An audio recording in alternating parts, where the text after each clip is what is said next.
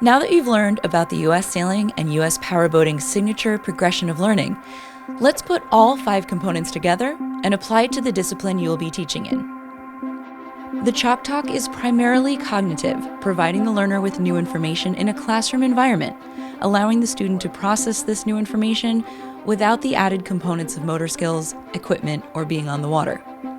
The instructor begins the Chalk Talk by preparing a lesson plan, deciding on an objective, and collecting all materials before the students arrive. The instructor should greet each student with a warm welcome by making eye contact, smiling, and maybe giving a handshake as they enter the class. Hey, what's your guys' names?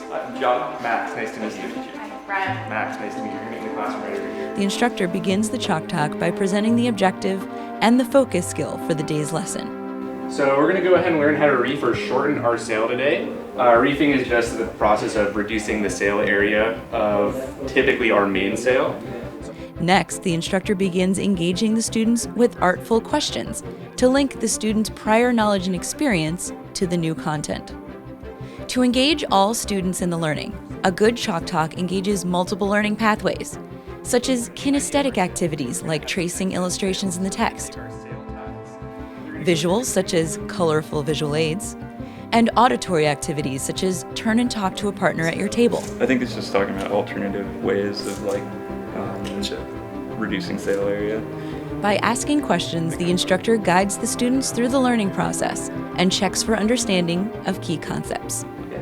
Close reach or hove to? Yeah, perfect. Close reach or hove to. In summary, we learned the Chalk Talk has 5 key components: objective, artful questioning, connecting to prior knowledge and experiences, activating multiple learning pathways, and checking for understanding. Following the Chalk Talk, in which new content was presented to students, the instructor will now move into the land drill, where the motor skills are added to the cognitive learning. The land drill has 5 key components: proper planning and preparation, providing clear instructions. So we're gonna run our reefing line through the leech kringle, which is this guy right here. Making sure the land drill has a direct correlation to what students will practice on the water, 100% participation, and providing positive reinforcement and error correction. Now that the student has learned and practiced the new skill in a controlled environment, the instructor will demonstrate the skill on the water. Clean, clear, and methodical examples are necessary to effectively build the student's understanding. The instructor begins by demonstrating and verbalizing each step in the skill slowly, and then increasing speed to show the skill performed in real time. Instructor demonstrations are not interactive or kinesthetic for the students. The students are only observing, listening, and questioning when appropriate. An instructor demonstration has 3 key components: plan, model best practices, and verbalize your thinking and actions.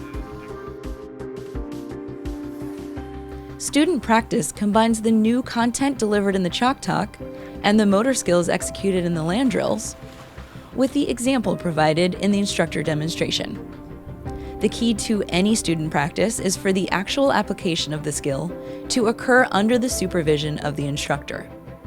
Since students have already had an opportunity to absorb and process information, practice in a land drill, and watch an instructor demonstration, clear expectations should already exist. The instructor has 3 focus areas during student practice: safety, to ensure each student practices the skill, and to observe and record students achieving the skill. As students practice, it is your job to keep notes about student skill development and provide specific feedback on the water. Remember, good time management, length, and diversity of drills will keep your students engaged and constantly improving. The final step is the debrief. At the end of your lesson, plan 5 to 10 minutes for the debrief and remember to ask students the following: what successes did you have today? What challenges did you face? And what do you still need to practice further? A debrief is the perfect time for the instructor to offer praise to the group and call out individual accomplishments. This will continue to build student confidence. So that was awesome, guys. We did a really good job. I think some successes. We were able to successfully heave to and reef the sail with pretty minimal assistance for me. I didn't really have to do much, so that was awesome. You should also use this time to recap the progress made and set the stage for the next lesson.